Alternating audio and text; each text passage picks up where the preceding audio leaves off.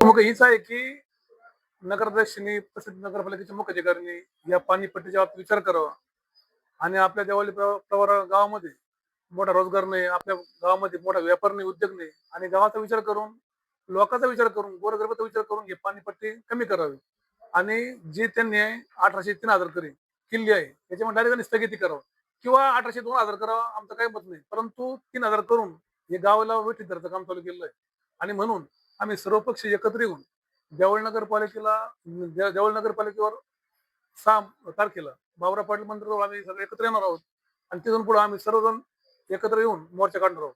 मोर्चा स्वरूप कसं राहणार आहे? दिवाळी प्रवर भागात जे आपलं मंदिर आहे बाबुराव पाटलाचं, नगरपालिकेला नगर माझी विनंती आहे आमच्या समस्त दिवाळी प्रवरा शहरातील नागरिकांना, रावरी फॅक्टरी पर्सन नागरिकांना की सर्वांनी याच्यामध्ये सहभागी व्हावा, कारण हा प्रश्न सर्वांचा आहे आणि आपण जर एकत्र म्हणून हा लढा दिला तर 100% आपलं यश येईल असं माझं मत आहे. ही आहे की हे पाणीपट्टी जी वाढवली ही नागरिकांवर अन्यायकारक आणि परिसराचा विचार न करता वाढवलेली आणि स्वतःच्या फायद्याकरता हे पाणीपट्टी वाढवलेली. याच्यामध्ये नागरिकांच्या 105, 106 कलम अंतर्गत यांनी कुठलाही सामाजिक विचार केलेला नाही, लोकांच्या आर्थिक परिस्थितीचा विचार केलेला नाही. यांनी स्वतःच्या आर्थिक फायद्याकरता ही पाणीपट्टी वाढवलेली. त्याच्यामध्ये नागरिकांच्या पुढं त्यांनी हरकती घेतल्या नाही, कुठं विरोधी नगरसेवकांचं म्हणणं विचारात घेतलेलं नाही. आम्ही जे विरोधी नगरसेवकांनी 1800 मध्ये 20% पाणी वाढ करावी असं आम्ही त्यांना सूचित केलं होतं. 1800 मध्ये म्हणजे 200, 150, 350, 2100 रुपये पाणीपट्टी वाढली असती. तर त्यांनी ठरावामध्ये उलट लिहिलं की जे प्रशासकाने 4000 रुपये पाणीपट्टी केलेली आहे त्याच्यामध्ये सत्ताधारी म्हणतात आम्ही 25% कमी केली आणि विरोधी गट म्हणतोय 20% कमी करा.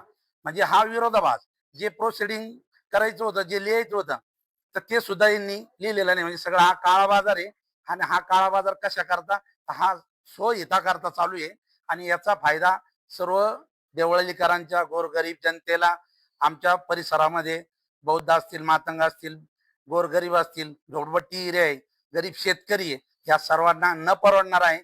त्याच्यामुळं ही पाणीपट्टी शासनाने आणि ह्या मगरूर नगराध्यक्षाने कमी करावी हीच माझी या व्हिडिओच्या माध्यमातून विनंती. आणि न ऐकल्यास आम्ही सर्वजण शहर विकास आघाडीच्या माध्यमातून आम्ही मोर्चाने नगरपालिकेत जाब विचारण्याकरता जाणार आहोत.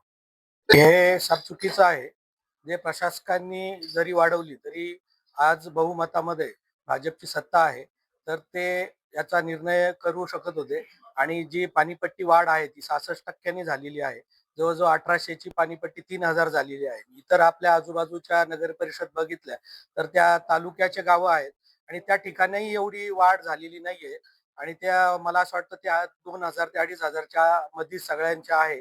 तर आपली पाणीपट्टी 1800च ठेवावी आणि इतर जो आपला खर्च आहे तो खर्च कमी करून पाणीपट्टी कशी ठेवता येईल, म्हणजे जो लाईट बिलचा खर्च असेल किंवा जो काही याच्यासाठी स्टाफ वापरला जातो तो कमी करून मला असं वाटतं की 1800 पाणीपट्टी आहे एवढीच ठेवावी अशी आमची मागणी आहे.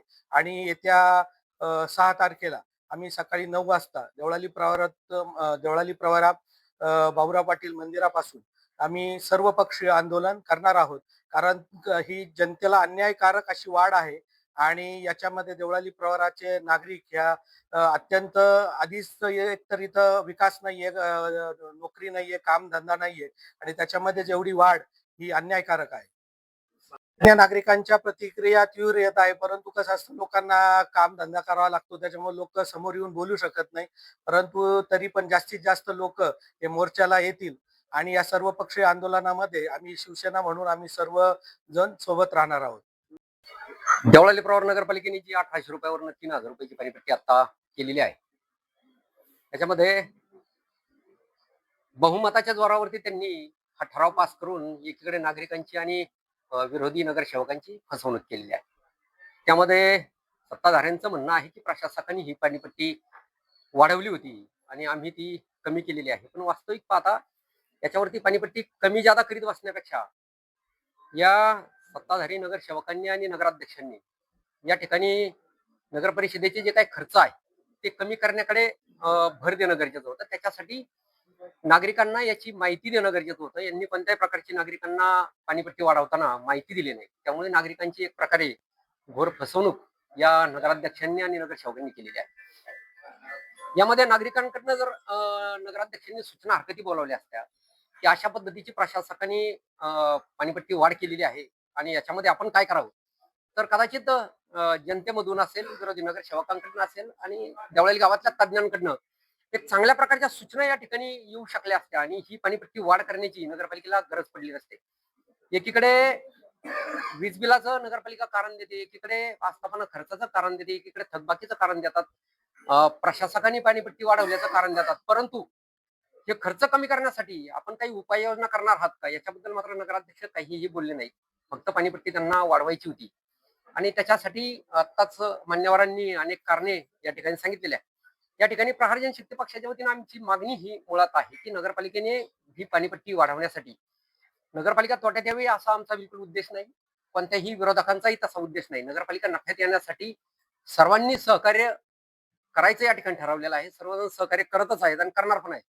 परंतु ते करत असताना ही जी आत्ता पाणीपट्टीची वाढ केलेली आहे ही एक वर्षभर त्यांनी स्थगित करावी, जेणेकरून आमचे एक 6 मुद्द्यांमध्ये आम्ही लेखी मागणी नगरपालिकेला कळवलेली आहे की ह्या 6 मुद्द्यांवरती जर नगरपालिकेने काम केलं तर खर्च कमी होतील आणि पाणीपट्टी आपल्याला 1800च नव्हे तर 1800च्याही कमी आणता येतील. त्या 6 मुद्द्यांवरती बोलायचं झालं तर वीज बिलावरती 1 कोटी रुपयाचा खर्च नगरपालिकेने या ठिकाणी लिखित स्वरूपात आपल्याला वार्षिक कळवलेला आहे. तर या वीज बिलाचा खर्च शून्य करण्यासाठी नगरपालिकेने जर सोलर वीज या ठिकाणी निर्माण केली. आता याच सभेमध्ये नगरपालिकेने सोलर वीज निर्मितीसाठी 2 ठिकाणी 5-5 एकराच्या जमिनीचं आरक्षण करण्याचा आणि शासनाकडनं मागण्याचा ठराव केलेला आहे. कोणत्याही विरोधी नगरसेवकांनी त्याच्यासाठी विरोध केलेला नाही. म्हणजे विकासाला आमचा विरोध नाही हे यांनी दाखवून दिलेलं आहे. आणि त्या ठिकाणी त्या जमिनीवरती जर आपण सोलर लाईट आणली तर हे वीज बिल आपल्याला शून्य करायला सहज संधी आहे. आणि सोलर लाईटला बी शासनाची सबसिडी असल्यामुळे ते सहज आपल्याला शक्य आहे. दुसरं, नगरपालिकेच्या मुळा धरणातून देवळाली प्रवाराला जे काही पाणी येतं तर मुळा धरण ते देवळाली प्रवारा या मुख्य जलवाहिनीवरती 12 ठिकाणी त्या इयरवॉलच्या खाली भोग पाडून त्या ठिकाणी 1-1 इंचाचा सर्व्हिस सॅडल टाकून पाणी फुकट वाटण्याचं काम काही महाभागांनी त्याच्यामध्ये केलेलं आहे. आणि ते पाणी बंद करावं अशी आमची मागणी कित्येक वर्षांपासून आहे. ती जर बंद केली तर पाण्याचा जो काही होणारा अपव्यय आहे आणि जो फरक नगरपालिकेने आम्हाला लेखी उत्तरामध्ये या ठिकाणी खर्चाच्या कळवलेला आहे की मागणी आपली जर 50,000 लिटरची असेल आणि आपण 70,000 लिटर पाणी त्या ठिकाणी उचलतोय, हे 20,000 उदाहरण खातर देऊ राहील मी. हा जो काही तफावत आहे ही तफावत भरून काढण्यासाठी आपण पाण्याची बचत या ठिकाणी केली पाहिजे आणि ती बचत करताना हे पाणी मुख्य लाईनवरचं बंद केलं पाहिजे. आणि त्याच्याबरोबर देवळाली प्रवारामध्ये सुद्धा ज्या मेन लाईन गावामध्ये पसरवलेल्या आहेत त्याच्यात मेन लाईन मधून काही बगल बच्चांना नगरपालिकेने या ठिकाणी कनेक्शन वाटलेले आहेत आणि त्या ठिकाणी त्याला 24 तास पाणी त्या नळ कनेक्शनला दिल्या जात आहे. तर ते जर सबलाईन वरती पाणी घेतलं तर त्यातही पाण्याची आपल्याला बचत होईल आणि जे मीटरने आपण मुळा धरणातून पाणी घेतो तर तेच पाणी आपल्याला या ठिकाणी देवळाली नगरपालिकेला नागरिकांना या ठिकाणी वापरता येईल. आणि अजून एक पाणी बचतीमध्ये राहुरी नगरपालिकेला आपण एक नळ कनेक्शन घनकचऱ्यासाठी रस्त्यामध्ये काढून दिलेलं आहे. तर त्याला कुठल्याही प्रकारचं मीटर नाही. जवळपास 6-7 लाख लिटरची एक मोठी टाकी त्या ठिकाणी पाण्याची भरती. आमच्या देवळाली प्रवरा नगरपालिकेच्या नागरिकांना 200 लिटरचा साधा पाण्याचा ड्रम भरवून द्यायला त्या ठिकाणी जीवर येतं. लगेच तिकडं वाल बंद केला जातो. आणि असं असताना राहुरी नगरपालिकेला आपण 1800 रुपयातच इतकं पाणी देतो, त्याच्यावरही कुणी भाष्य करायला तयार नाही किंवा त्यांना मीटर बसवायला तयार नाही. त्याच्यावरती आम्ही आवाज उठवला, तक्रारही वेळेत केलेली आहे.